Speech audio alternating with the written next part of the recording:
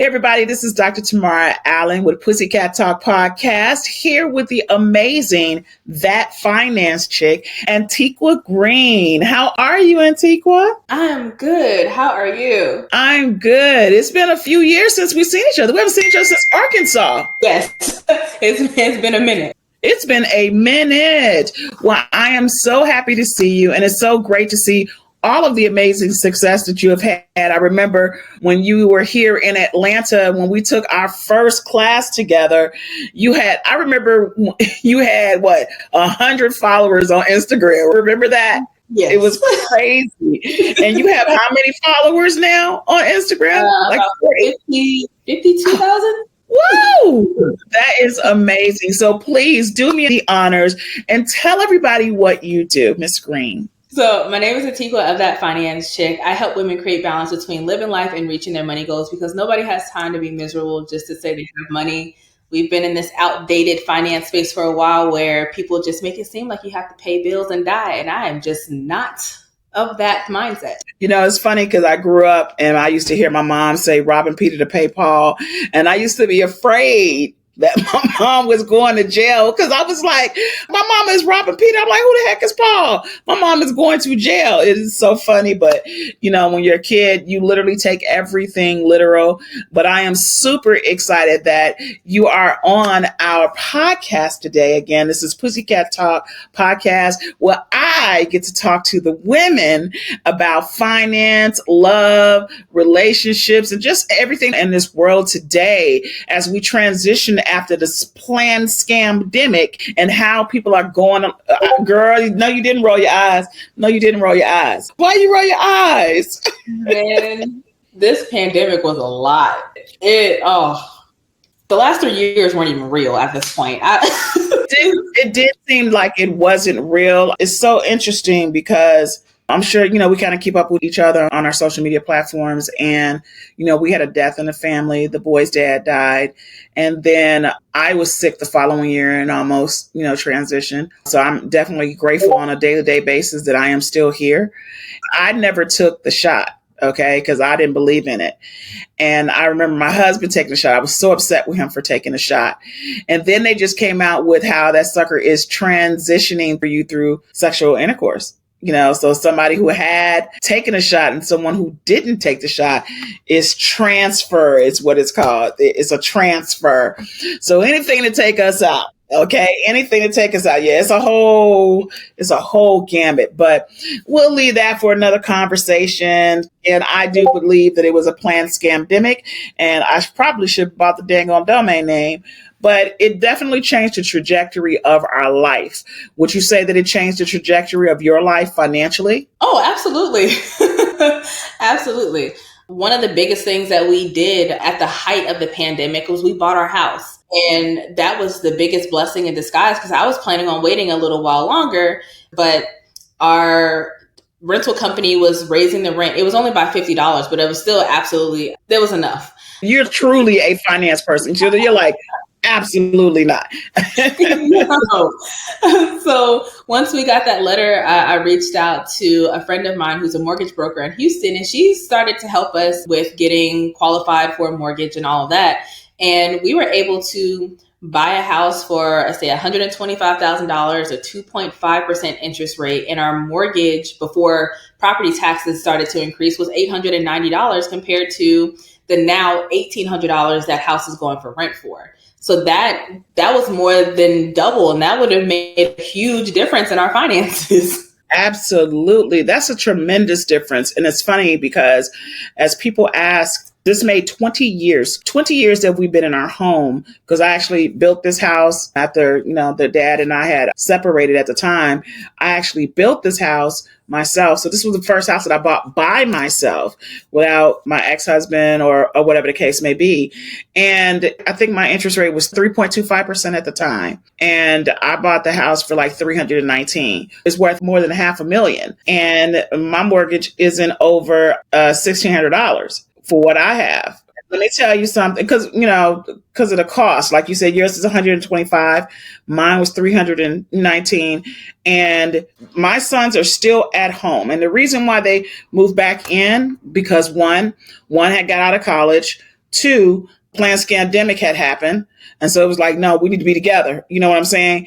And I'm like, no, y'all don't need to be out there like that, because it was a scary time. Right. But when I look at the amount of money that folks, I'm like, wait a minute, that's a whole mortgage and some. Because I'm like, our house is 5,400 square feet. Y'all paying for 900 square feet, $2,000. I just find that absolutely ridiculous. Yeah. We have some new neighbors who bought the house across the street for about $220,000, sitting at about a 7% interest rate, and they're paying over $2,000. We live across the street. Our house has pretty much the same specs, not taking into the account the updates that we've been doing. But they bought it for $220 compared to the $125 that we bought our house 3 years prior.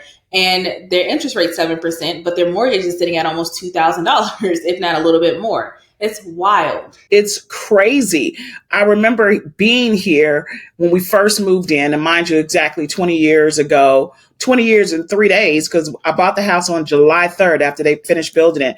And I remember the taxes on the house being like $1,500. The taxes on the house are almost $10,000. And I was like, that is insane.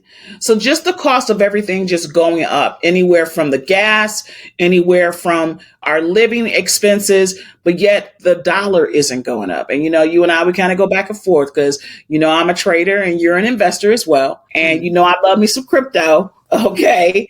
I love me some crypto. I am a dedicated crypto person. Okay. But yet and still, as I was telling people, I said, I was right. See how crypto is going to literally take over and how it was going to be a transition. And everybody thought it was a scam. But when I took that $300K, I was like, that wasn't no scam for me. It wasn't a scam for me. And I wasn't gambling either.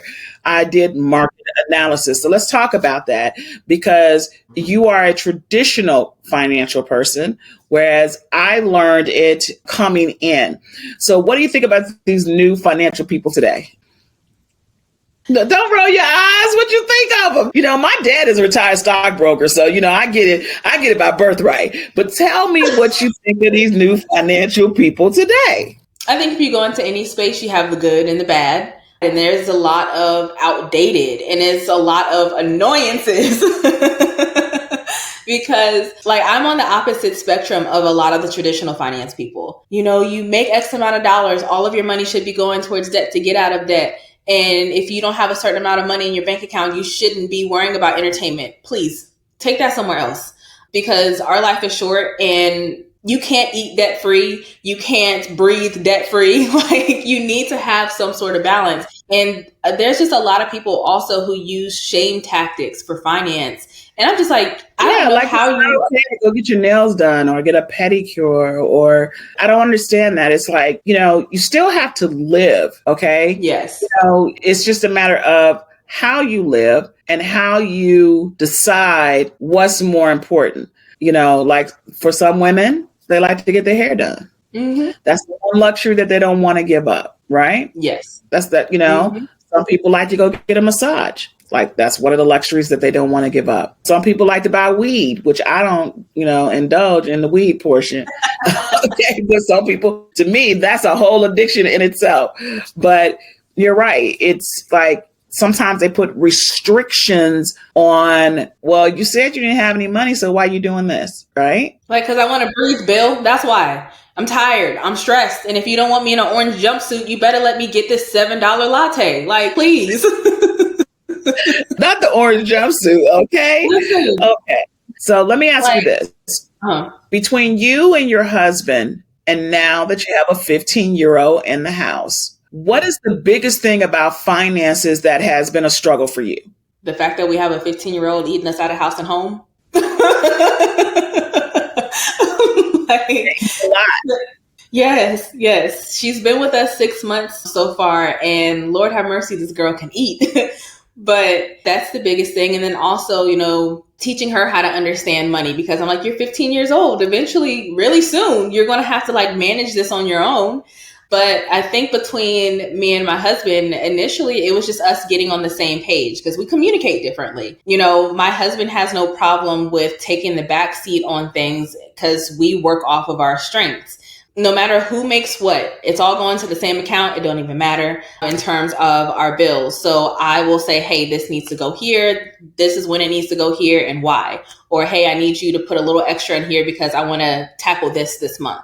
It took us a while to get there, but mainly it was just us getting on the same page and figuring out how to best communicate with each other in regards to our financial goals.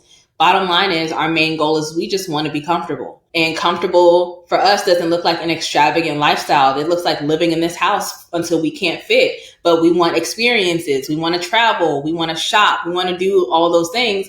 But it's to keep our household expenses to a minimum so any excess can go towards the fun things. Absolutely. I think right now our monthly expenses don't go over $4,000, and that includes our mortgage.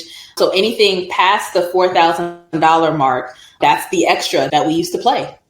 Now, it's interesting that you say that, because I know some people are going to read in between the lines like I just did, possibly. So who makes the most money? My husband. Okay. So sometimes it's the women that make the most money. Okay. Yeah. So would he have a problem if you made the most money? Not at all. We talk about this often because looking at the projections of where my business can be in the next couple of months and even the next couple of years, I will easily be the breadwinner. But his thing is, he doesn't care. He's still going to maintain the household, and my money is still just going towards the extra stuff. There is no, oh, I make the money, so I make the rules type conversation. No, it's, we are a team. We're working towards the same thing. If you make more money this month, that's fine. If I make more money this month, that's cool too. But he's still maintaining the house for the most part. And my money goes towards the extra investments, the extra debt repayment, and the fun stuff. Okay, so you're not that woman to be like, well, your money is all the bill money, and my money is my money. Because you got some women out there that are like that, right? Yes, I do. And no, I am not, because it makes no sense. My husband has been super supportive of me of, starting this brand and business, no matter how many times I've started over. So I can never look at him and be like, oh, well, yeah, you make $90,000 a year and I make $1 million, but you still have to pay everything. That's selfish. In my personal opinion, that is selfish. If we're supposed to be a team, I should be able to pick up the slack when need be, and you should be able to pick up the slack when need be. Well, this is not, but hold up now.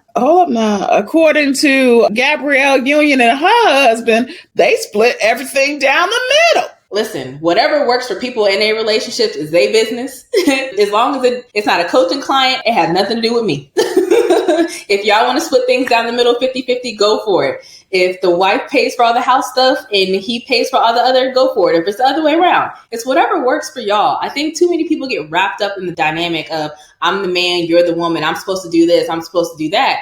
No, you work off your strengths and you work off what makes the most sense for y'all, so you can minimize the frustration and messing up your marriage foundation over some nonsense. It's all going to get paid regardless. Well, I mean, the only reason why I ask, because you got Kiki's boo, Darius, sitting up here saying what she can and cannot wear, because she a baby mama. Okay. I mean, I'm just trying to get down to the bottom. Here at Pwzzy Kat Podcast, we as women have to be able to, do our own thing. But I mean, I don't know. Her booty was out. So how you feel about that? Let the booty cheeks be out. She was comfortable with it, So with me and my husband, he's a stay-at-home dad. He's a stay-at-home dad. And that's fine. That is fine. But my thing is, you knew who you got with when you got with her. You knew her personality. You knew how she dressed. You knew her attitudes and her mannerisms. Just because she's a mom now doesn't mean she's supposed to be wearing a burlap sack and that her sexuality just disappears.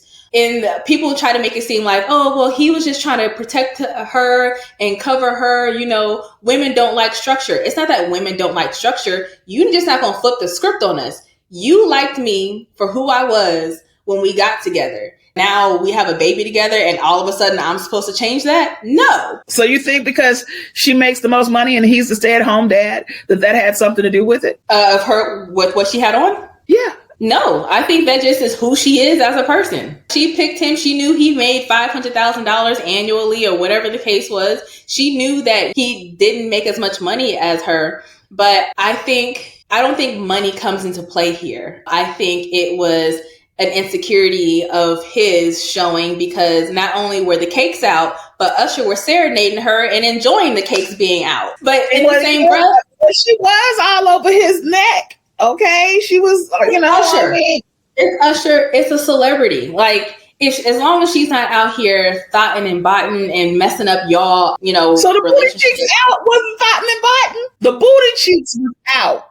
Okay. It depends on the dynamic, because I know with my husband, he doesn't mind me flaunting stuff if, I'm out and about. Now, I'm not going to do that because I don't like people touching me out in public. It's not like I'm Kiki and I go out without my husband and I got bodyguards with me. She had to have known she was wearing that when she left the house. That's one thing. That's one. Two, just previously, she had on some kind of cat suit and he was the one filming her shaking her booty. So I'm just trying to figure this out. I said, is it because she make most of the money? Is that what it is? No, I think it's the fact that a lot of people are acknowledging that her baby did her body justice. Yes, it did. I'm only hoping that when I have a baby that they do me like that too. I mean, her whole skin changed because of it. She looks dynamic. She looks dynamic. And she looks more confident. And not that she had confidence issues that I saw before, but it looks like this is a grown woman now. Yeah, she is. But I don't think the money was the problem. I think it was his insecurity, because it's like, oh, I bagged Kiki, and maybe he thought that she was slept on and he found this rare jewel or whatever. But now all of a sudden people are like, oh my God, her body looks good. Her baby did her body justice. She looks fine and she's all this and all that. And then you couple that with Usher serenading her, it might, hit you in the heart a little bit. It may possibly see what he had and that somebody else was going to possibly get it, because Usher is a playboy. But at the same time, you need to know who you are with. Like, if you didn't have to worry about her leaving you for other people in the industry before, why is that different now? She went to this man's residency in Vegas for a concert. This is true. This is true. This is true. I just want to know, did you think because she's the breadwinner and he's the stay-at-home dad, that maybe that had something to do with why she decided to go? Because that's some serious confidence. I don't know if I want my booty cheeks out. I'm just saying. Okay. I don't know. I'm personally not going to wear my booty cheeks out if I'm not like at a beach or something. But everybody has different confidence levels, and Kiki was that girl before him and will continue to be that girl after him if there is. I don't really think that it was a financial issue. I think he thought that once he got her and she was pregnant, that he was going to cage the free bird, and you can't do that. Well, he hadn't put a ring on it first, so that has something, in my opinion. But she said she didn't want to be married. Right. So until you put a ring on it, you can't say anything to me. So, all right. So now that we have that particular one, I'm going to go on to another one. All right. Uh-huh. So, and this might be an old topic because, again, we're in finances, all right? And we're dealing with so much that's going on right now. How do you feel about this situation with Kanye West having to pay $200,000 a month? I think it's stupid. I think once you are a celebrity and you have a net worth over a certain amount of money, child support should not come into play. If they're going to be an active participant in their kids' lives, I don't think child support should be it. She is a billionaire, for goodness sake. It's $200,000. That's a drop in the bucket for you. That is a jet ride for her. And I think it's petty. He wanted to still be an active participant in her life or in his kids' lives. When you have a parent who is still going to be present, child support should not be there. It should be these 2 weeks I got the kids, these 2 weeks I got the kids, and that's it. Whatever expenses come with them, when you have them, you take care of. But the whole child support thing for celebrities who are billionaires is absolutely ridiculous. I totally agree. So if it comes to, like right now, your bonus daughter is there. And like I said, she's costing a lot of money now, right? Because 1, it's summertime. 2, you're at home. 3, she's going to eat more because she's at home. I hope you do know that, right? So what are you teaching your daughter about finances? What are you teaching her about credit? What are you teaching her about investment? Because this is really important in the Black community, because we really don't talk about, we shy away from credit. We shy away from investment. We shy away from insurance because we weren't explained the right way of how we can leverage it to build wealth. So how do you explain that to your bonus daughter? Well, right now, we are literally starting from the ground up, counting money, maintaining money, understanding change. Because when she came to us, there were certain milestones that she didn't get to go through because of her past placements and experiences. So we are literally starting from scratch as if she is a little kid. But she's pretty much going to be getting the same lessons that I teach everybody else. After we understand the basics of money, how to figure out your change, how to make sure that you actually have the right amount of money for whatever you're trying to buy. Then we have to worry about, okay, if your allowance is $100 a month and I tell you that you have to put 20% of that into a savings account, how much are you putting into a savings account? I need to see that every single month that we're doing that. And then she overhears a lot of the conversations that I have with clients. She's picking up certain things, but I can't overwhelm her because we really have to focus on the basics first. But she's going to be getting the same treatment that everybody else gets once she gets the basics and the foundation down. I think that's great because I know my sons before, when I was telling them, I say, hey, you have to pay your bills on time. And, I'm a little bit from the old school. I'm like, do as I say. Okay, pay the stuff on time. Whereas he's like, I need you to explain to me, why do I need to pay it on time? What's the basis behind it? Because we're in a different generation now. And yes, they do need to be explained as to why things need to be paid off on a timely manner. So when you're talking to your daughter and you're talking about credit, what are you telling her exactly? Are you telling her to pay by the due date if it comes to credit cards? Are you telling her the opposite, the other option? Are you telling her to pay it off in full on a monthly basis?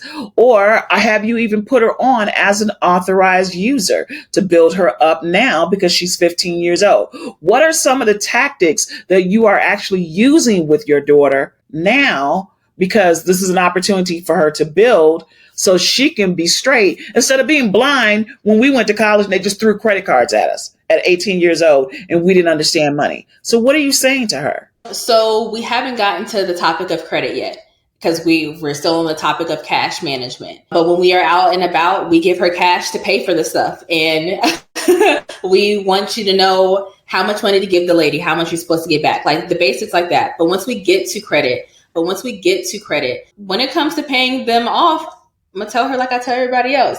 First off, I think especially if you have points, you're going to max out your credit cards every single month using your regular expenses. You're not using this as extra money. You're using this for your regular expenses in the household that can be covered by your credit cards. Then what you're going to do is you're going to figure out what your due date is and what your statement cycle date is. Once you figure those dates out, you are going to pay your balance down to 30% and under on or before your statement cycle due date. So that when it cycles, it's going to show that you really don't use your credit card, but you maximize the potential of your money because you're getting points. Then once the due date comes around, you're going to pay that balance off in full so that you don't have to worry about interest and you don't have to worry about late fees and you start the cycle all over again. When I started doing that, when I was 18, 19, I had a 750 credit score. Mm-hmm. Mm-hmm. And what people don't understand is that they pay the minimum balance on a due date, and then they're wondering why, well, wait a minute, I paid a little bit more than the due date, but it's still not reflecting because you paid it on a due date, not the statement date. And then on top of that, you didn't pay it off before the due date. So here it is, allow yourself an opportunity for them to increase your credit limit because they see that you're using it. You shouldn't be using your debit cards in the first place. If you're able to pay it with a credit card and get the reward points and use that for free travel, you know what I'm saying? People don't understand that. Okay. It's like, this is the things that you can be doing. So since you said that, I would like to know, do you pay all of your bills with your credit card? Everything that can be paid on the credit card is paid with it. And you do that every single month? Mm-hmm. Now tell the world why. Tell the world why. I know why, but tell the world why you're using a credit card and not a debit card to pay bills. Because all of our credit cards have points and cash back. So if I can get points and cash back for paying the bills that I normally have to pay every single month, it makes more sense to get more bang for my buck using credit cards. I think a lot of people are told that credit cards are bad because they're high interest. But if you are using this formula and you're paying off your credit cards, you're not worrying about the interest. That doesn't even matter. Thank you. If they're so concerned about the interest, why are you concerned about the interest? It doesn't matter if you're paying it off every month. Plus, it looks good to the credit card company because they see that you're utilizing the card and then you're paying it off the very next month. So they're like, hey, again, we can go ahead and increase their line of credit. That's really good because the debit card doesn't really give you any protection anyway. There's no guarantee if somebody uses it, guys, that you will actually get your money back. Sometimes it takes 30 to 60, even 90 days to even get your money back if you were doing a chargeback on something that you made a purchase on and that you didn't receive the item. Whereas a credit card actually protects you 100%. If you contact your credit card and say, hey, this is not a viable charge, or this product was damaged when I received it, it automatically would go back onto your card. That's the thing about having a protection with a credit card versus using a debit card. Plus, a debit card doesn't give you any value. It doesn't increase your credit score, and it's not helping you manage your money, not one bit. How do you feel about that? Because you're younger than me, honey. So did you write a check? Did you use a checkbook? At some point, I did use a checkbook, but it didn't last long after that. Like, we learned how to write a check in one of my business classes in high school. And I think my first department I wrote a check for. That was it. I can't tell you the last time I wrote a check. That's crazy that you say that you learned how to write a check in high school. So your parents didn't show you how to write a check at all? Not that I remember. My mom and her husband, they made good money, but I think they were still trying to figure out the best way to make it work. Like, they were trying to teach financial literacy to me, but it wasn't consistent because I think they were still trying to figure it out. Now, my younger sister, she's getting all the lessons. She's traveling down here on her dad's credit card, and she's understanding the budget of, oh my God, I'm not paying this much money for this.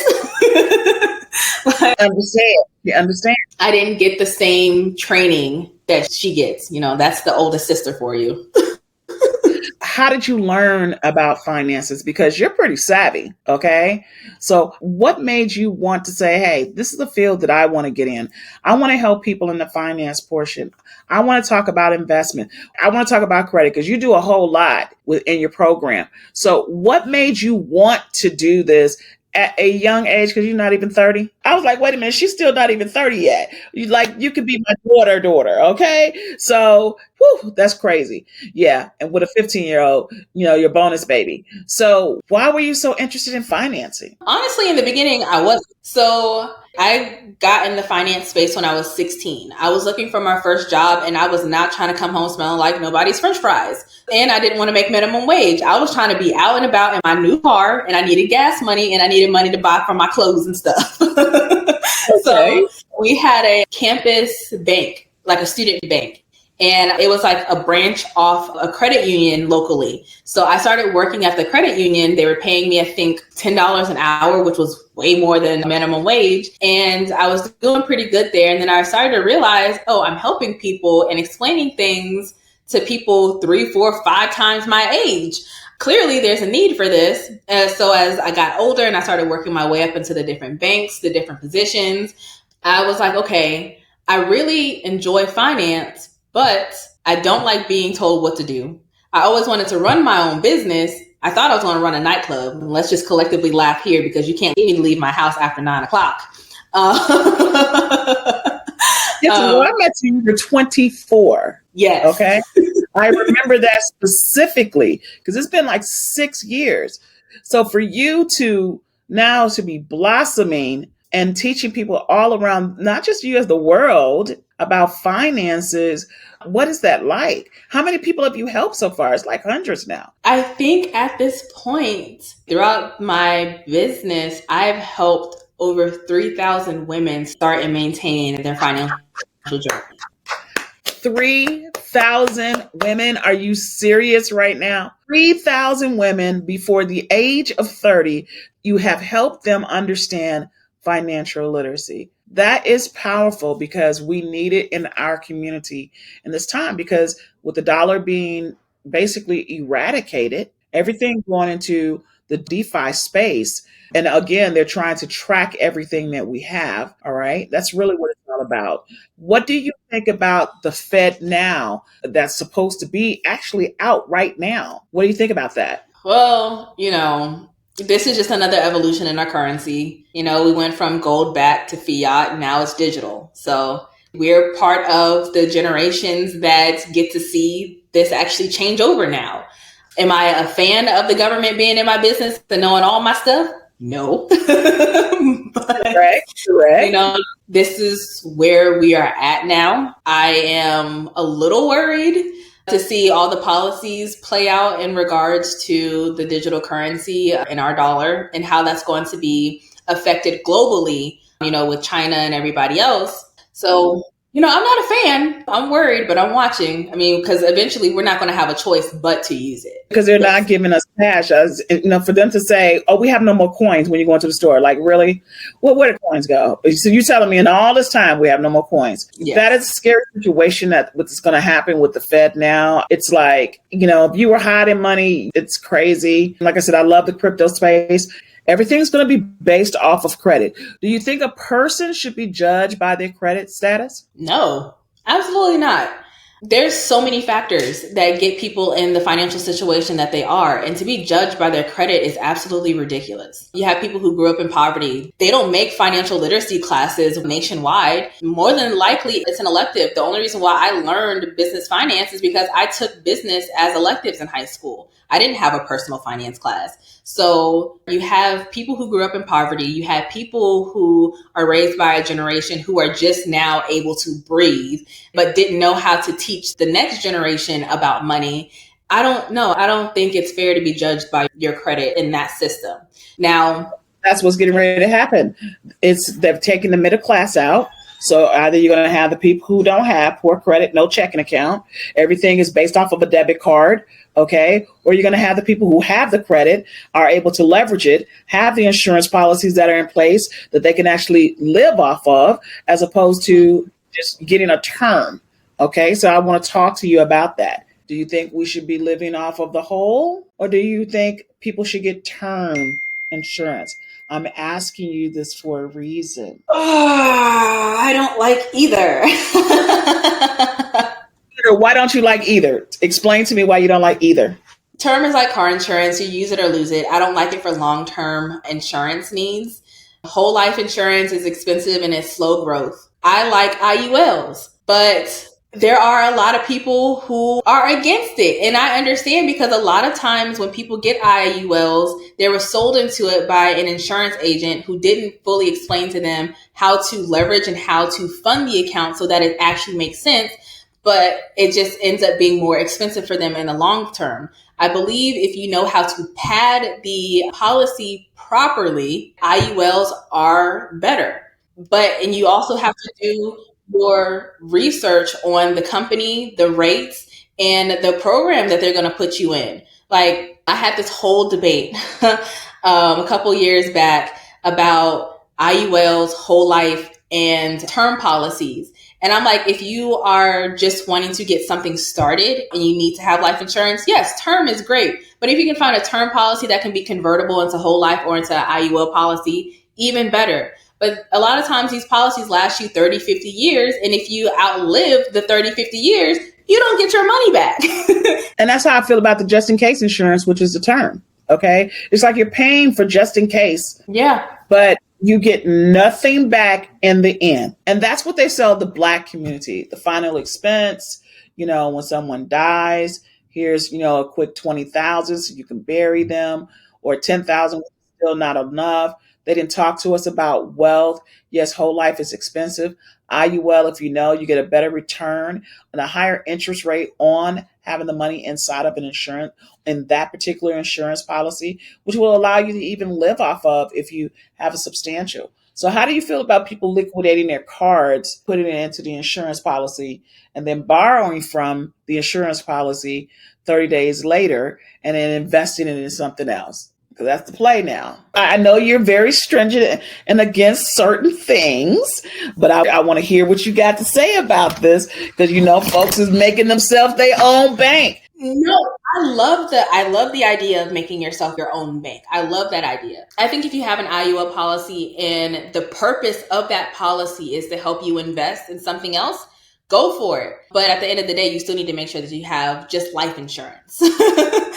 Because investments are not guaranteed, markets are not guaranteed. You still want to make sure that you have at least a policy specific that has the purpose of just being life insurance and passing down a good cushion. And then if you have another IUL or another policy that's specifically used to help you invest, go for it. But please don't put all of your eggs in one basket. I hate that. But that's what a lot of people do. They put it all in one basket because they don't understand, because they don't have someone that's explaining to them what they can and cannot do. So this last question I want to ask you, because a lot of people are now establishing trust. Do you currently have a trust yourself? And what kind of trust do you have? I'm looking for a trust attorney and I cannot find one. I've been looking, I've been asking for referrals. I have not found a trust attorney. I have in my mind how I want my trust to be set up, what I want to accomplish, what other trusts I want to have. But I have not found a reputable trust attorney that I'm comfortable working with. I've talked to a couple and I did not like any of them. So why can't you establish your trust yourself? I am not a lawyer. I need someone who live and breathe trust in the legal documents. That is not something that I want to DIY. And I am an avid DIYer. Right. You are avid. No, we have actually a trust specialist. She's been doing trust for about 10 years now. She's not an attorney, but she worked in a law office and she has been doing trust. And she's been doing a phenomenal job on the living trust and the family trust. And that's what we're all about. We're about the family and protecting our assets. Because again, the other question I want to ask you is, a lot of people now are learning that you can now, could have did it all along, but they don't share certain things with us. Putting your name in an LLC, do you advise for people to do that or not? That is not my lane. That's a whole different department. I know as far as an LLC goes, my business is an LLC. It's out in Wyoming. So, and why would you put your business in an LLC in Wyoming? Because the charging order is like 1,000 years. The privacy is amazing out there. And the taxes are almost nothing. Did you ever create the foreign entity with that LLC with your current state? Yes. Again, people don't know the tricks and trades because you're protected per se. Not about to come get me. Huh? Texas is not about to come get me. Okay, because they will come get you. You're a little brown chocolate girl. They will come and get you. Okay, so what would be your biggest tip that you would give, a growing family, a young family? Again, you just turned 30, about handling money, because like you said, your bonus daughter, she's a young girl and they spend money no, just keep giving me money. Girl, no, they want all this makeup and they want all this weave and they want BBLs. And so what do you say to a young family about finances? What would be the tip that you would give? Sit down and talk to each other often. Have a money date, because there are too many people who have conversations in passing and they do their own thing, hoping that it matches up. And then eventually it causes financial strife and eventually marital strife because they did not have the conversations. Have a money date every 2 weeks. I know for us, when we were doing it consistently, it was every Thursday until we fell into a routine of working the plan that we had. So making sure that you have that open dialogue, checking in with each other financially. Hey, this is the goal. This is what we're working on. This is how we're going to accomplish this goal in this time. I think everything boils down to having proper communication, and then also making sure if you are reaching out to other people for guidance, that you're not unnecessarily putting them in your business if they're not going to help you achieve what you're trying to achieve. Okay. So what would you tell young folks about credit cards? Don't run from credit cards and don't use it as if it's extra money, because it's not. That's where the credit card debt comes into play, because people be like, oh, I have this $5,000 credit card. This is extra money. No, ma'am. No, it's not. That's borrowed money that you have to pay back. What you need to do is put all of your household expenses on this daggone credit card, and then take the income that you are making and pay off your credit card every single month, so that you can have the reward points and go on vacation for free eventually. So you can have the cash back, so you can build your credit and later on leverage that for other things. But don't run from credit cards. Use it responsibly, and don't let people say, oh, avoid credit cards like the plague because they're the devil. They're not the devil. It's your discipline. They're not the devil at all. Well, I am so grateful.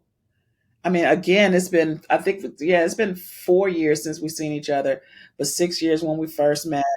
And I'm so glad to hear all the amazing success that you're having as a businesswoman, as a young wife, and now as a bonus mom. I know that in itself is an interesting journey for you, but I'm super proud of all the things that you're doing for the community. And 3,000 people she has helped. So please give us your handle so other people can follow you and use you for their services. Can you give everybody your handle? I'm That Finance Chick on Instagram, YouTube. YouTube is now becoming my main hub where I do podcasts. I actually have a new episode coming out tomorrow because I did a strategy session as a podcast on all the major platforms as That Finance Chick. Again, this is Atti Quewa Green and That Finance Chick. You can find her on all social media platforms, so make sure you follow her. She is absolutely amazing. Honored to have her on so you guys can hear and see more from her. And we'll be back with another episode. Bye for now.